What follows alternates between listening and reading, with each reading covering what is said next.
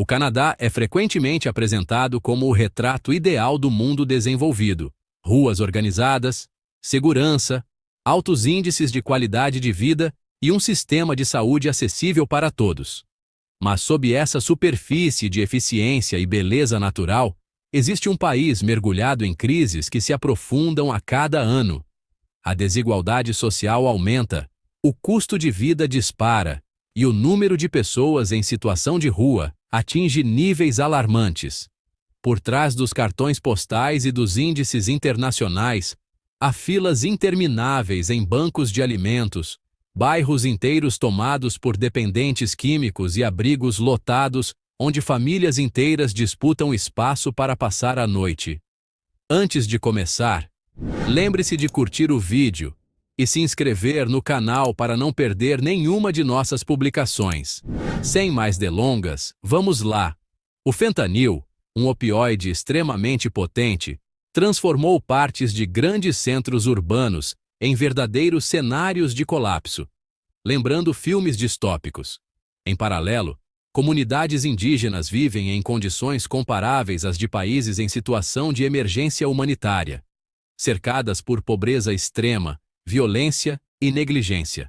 Enquanto as imagens dos lagos cristalinos circulam pelas redes sociais, boa parte da população luta para arcar com aluguel, alimentação e um mínimo de dignidade.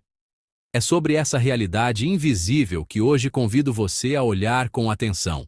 Um mergulho em um lado do Canadá que os roteiros turísticos preferem esconder. Embora o país tenha proporções continentais, nem todos compartilham da mesma experiência. Cidades como Toronto, Montreal e Vancouver são símbolo de modernidade, mas em contraste, vastas regiões vivem isoladas, com preços impraticáveis e infraestrutura precária. O Canadá é dividido em 10 províncias e 3 territórios. Uma divisão que vai muito além do mapa. Ela define o acesso à qualidade de vida. No norte, o frio é tão extremo que viver sem ajuda governamental é quase impossível.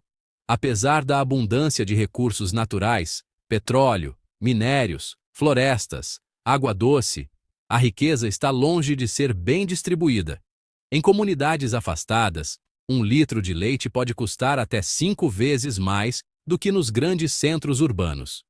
Muitas famílias são forçadas a escolher entre se alimentar ou aquecer a casa durante o inverno. Nas áreas urbanas, a situação também é crítica. Aluguéis dispararam, o transporte é caro e os salários não acompanham o ritmo da inflação. O resultado é que milhares de pessoas simplesmente não conseguem mais bancar uma moradia. O número de moradores em situação de rua aumentou tanto que, em certos bairros, a presença de barracas improvisadas nas calçadas já é parte da paisagem. A diferença entre os que prosperam e os que apenas sobrevivem nunca foi tão visível. Por trás das aparências, existe um abismo social que continua crescendo. A narrativa oficial sobre a história do Canadá enaltece o patriotismo e a construção de uma nação pacífica, mas essa versão ignora capítulos sombrios. Antes da chegada dos colonizadores, as terras já eram habitadas por povos indígenas com culturas e tradições riquíssimas. A colonização europeia, porém, não trouxe apenas comércio e progresso. Ela veio acompanhada de violência, marginalização e um esforço sistemático para apagar a identidade desses povos. As escolas residenciais, criadas para civilizar as crianças indígenas, foram palcos de abusos físicos e psicológicos. Décadas depois, mesmo com pedidos de desculpas públicos, as cicatrizes permanecem abertas, refletidas em taxas elevadas de suicídio, alcoolismo e desemprego. Durante as guerras mundiais, o Canadá internou pessoas de origem alemã, japonesa e ucraniana apenas por sua etnia. Até poucas décadas atrás, a imigração de negros, chineses e outras minorias era dificultada por leis abertamente racistas. O discurso de inclusão e multiculturalismo existe, sim, mas na prática ainda convivemos com uma estrutura de exclusão profundamente enraizada. Isso fica evidente também na questão econômica. Embora o Canadá seja uma das maiores economias do planeta, A desigualdade de renda tem crescido em ritmo preocupante. O 1% mais rico detém cerca de 25% da riqueza nacional, enquanto quase metade da população mal possui bens significativos. Em grandes cidades, comprar ou alugar uma casa se tornou um privilégio de poucos. E com a crise de 2019, o setor de serviços, que empregava uma fatia significativa da população, foi severamente afetado.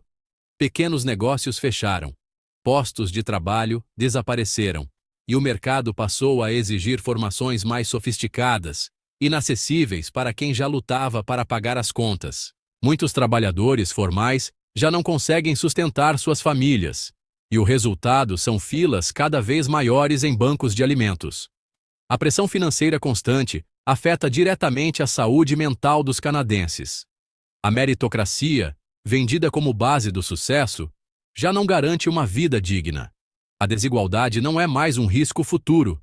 É a realidade atual de milhões de pessoas. A insegurança alimentar, por sua vez, escancara um paradoxo. Como um país com vastas áreas agrícolas e tantos recursos naturais pode ter tanta gente passando fome? Em regiões como Yukon e Nunavut, o acesso à comida depende do transporte aéreo, encarecendo tudo. Um melão pode custar mais de $50 canadenses em algumas comunidades indígenas, o que equivale a cerca de $200. A solução para muitas famílias tem sido recorrer a alimentos ultraprocessados, o que desencadeia uma série de problemas de saúde como diabetes, obesidade e doenças cardiovasculares. A conta fecha no cartão de crédito, e o ciclo de dívidas cresce sem controle. A promessa de que o esforço seria recompensado se esvazia diante dessa dura realidade. A crise das drogas aprofunda ainda mais esse cenário. O fentanil, um opioide sintético extremamente potente, espalhou-se pelo país como uma praga moderna. Desde 2016, mais de 30 mil pessoas morreram por overdose, muitas sem sequer saber que estavam consumindo essa substância. Em Vancouver, o bairro de Downtown East Side virou símbolo dessa tragédia. Barracas se amontoam nas ruas.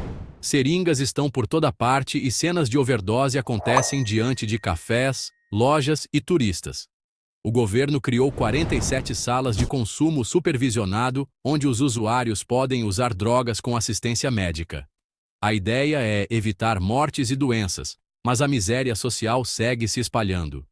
Outro vício que corrói o país por dentro é o álcool. O consumo excessivo, muitas vezes romantizado pela cultura local, tem causado um aumento expressivo em internações e doenças graves. Cirrose, pancreatite, hipertensão. Tudo isso pressiona o sistema público de saúde. Propostas de rótulos de advertência enfrentam resistência da poderosa indústria do álcool, enquanto entre os mais vulneráveis, como pessoas em situação de rua, a bebida se transforma em fuga temporária e um agravante da crise. A situação dos povos indígenas continua sendo uma ferida aberta. A maioria vive em reservas isoladas, sem acesso adequado a saneamento, educação ou saúde. As taxas de desemprego e evasão escolar são alarmantes. Mesmo quando surgem oportunidades, o preconceito ainda é uma barreira.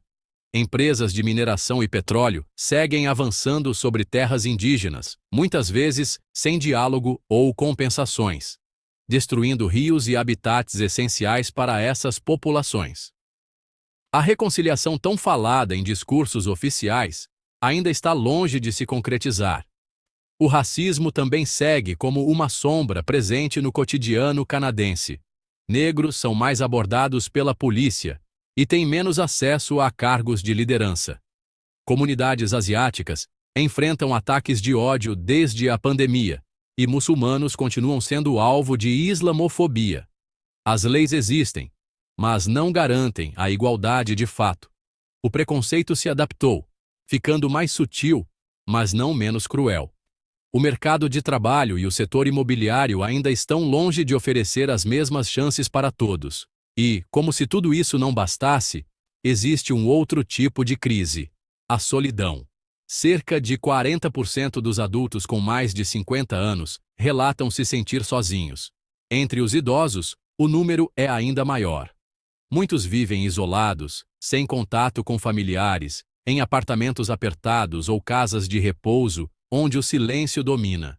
Os longos invernos dificultam a mobilidade, e a crise de 2019 intensificou esse isolamento. Depressão, ansiedade e suicídios estão em alta. Imigrantes recém-chegados também sofrem. A barreira do idioma, as diferenças culturais e a distância das raízes dificultam a formação de vínculos.